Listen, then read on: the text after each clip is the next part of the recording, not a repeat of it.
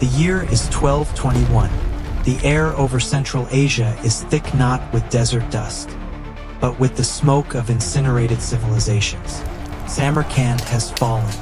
Bukhara is ash. Yet here, clinging to the northern bank of the Amu Darya River, stands the tiny, defiant city of Termez.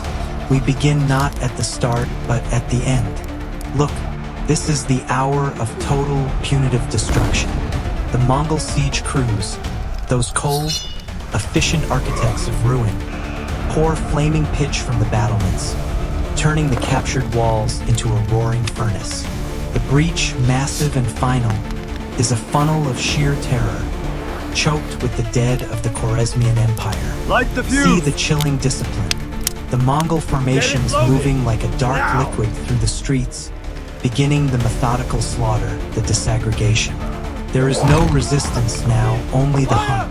The governor of Termez, once a symbol of stubborn honor, makes his final futile stand on a burning tower, a lonely figure of doomed defiance.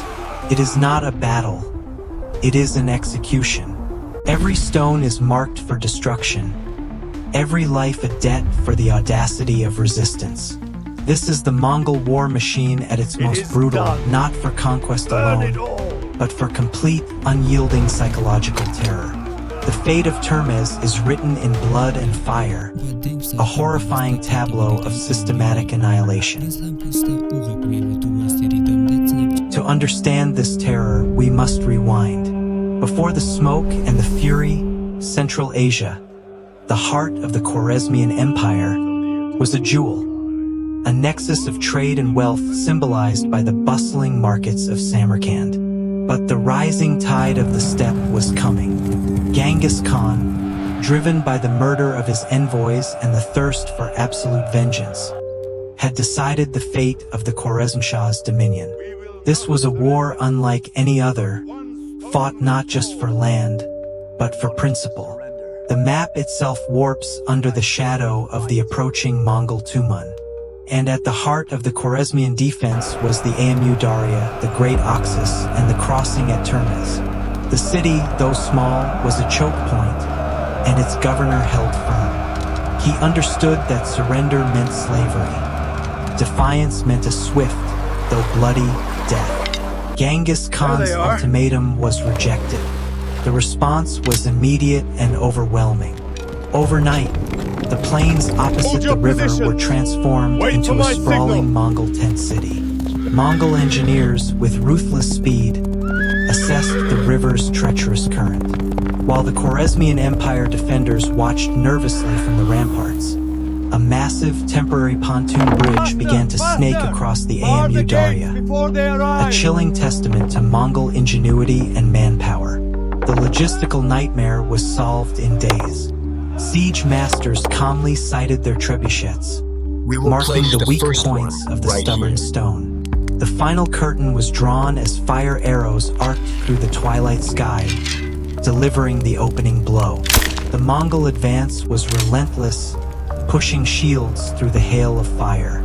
Even the desperate rush of citizen reserves to the walls could not stem the tide.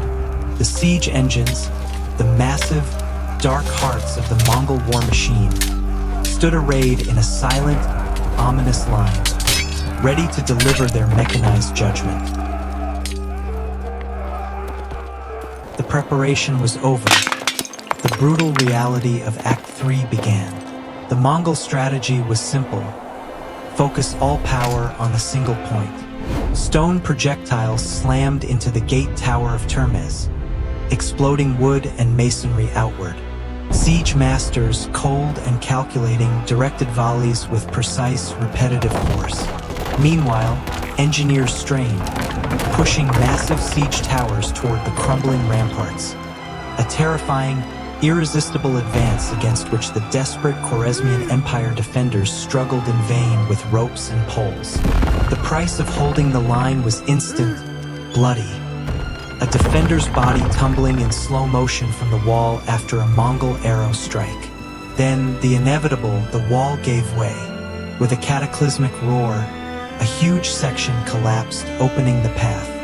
The sound was the death knell of the city, and the cheer of the waiting Mongol bogatyr was the sound of doom.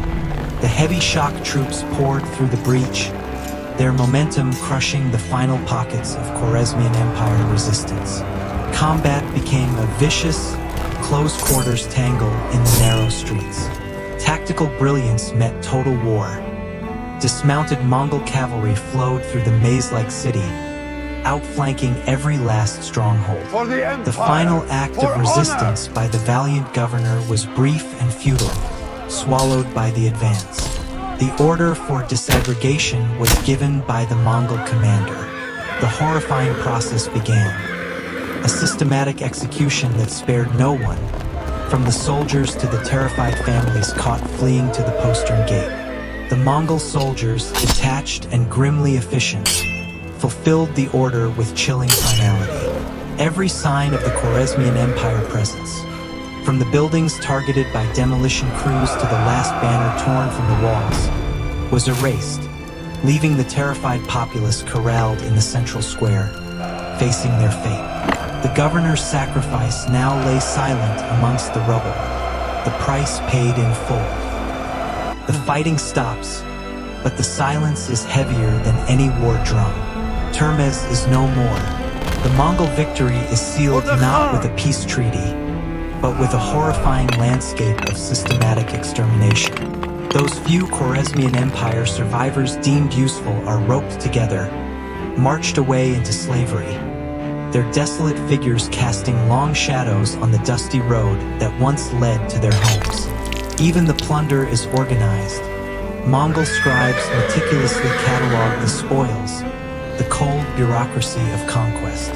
The Mongol war machine pauses only long enough to confirm its thoroughness. The commander's horse wades through the blood-tinged water, a chilling, final patrol. Then, the Solda banner is planted atop the central heap of rubble, a cold proclamation to the entire region. Defy the Mongol Empire, and this will be your end. Engineers quickly reinforce the bridge, their focus already on the next target.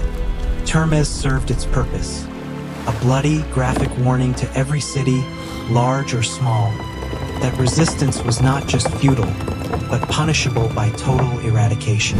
Its legacy is marked by a silent monument of human cost, a testament to a war fought not just for power, but for the complete psychological subjugation of the enemy.